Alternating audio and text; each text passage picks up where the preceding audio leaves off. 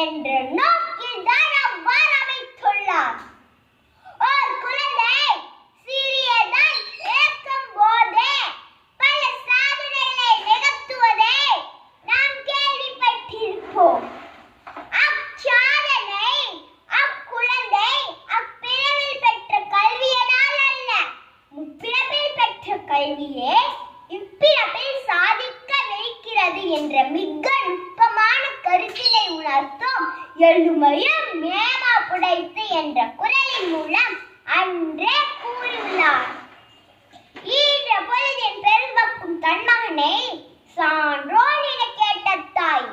தாயானவள் தன் மகனை பெற்ற போது அடைந்த மகிழ்ச்சியை விட அவளை பலரும் புகழும் போது ஏற்படும் மகிழ்ச்சி மிக பெரியது. ஒரு தாயின் எண்ண ஓட்டத்தின் கூட மிக அழகாக எடுத்து கூறும் இக்குறளுக்கு இணையாக இதுவரை எந்த நூலும் பாடியதில்லை, இனியும் பாட போயினார்களா என்பதும் சந்தேகம்தான். எப்பொருள் யாரார்வை கேட்பினும் அப்பொருள் மெய்ப்பொருள் காண்பதறிவு.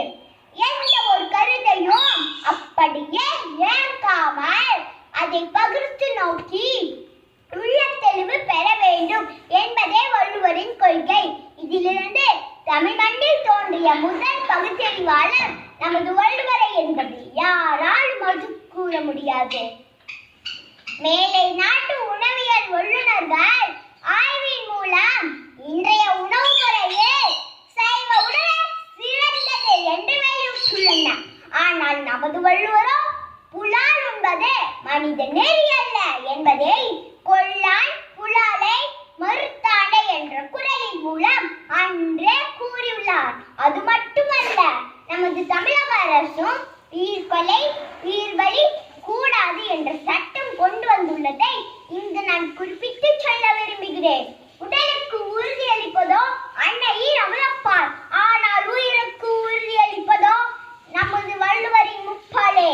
வருங்காலத்தின் வாழ்வியலை வாழும் காலத்திலே வரிகள் 2 மூலம் வகுத்தளித்தவரே வள்ளுவரே. உலகத்தாருக்கு தந்தீரே பெரும் வரம், அதற்கு உலக உள்ளளவும் வணங்கும் எங்கள் சிரம்.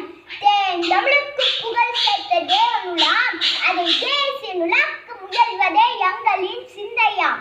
வாழ்க வள்ளுவர், வளர்க தமிழ். ஜெய்ஹிந்த். நன்றி.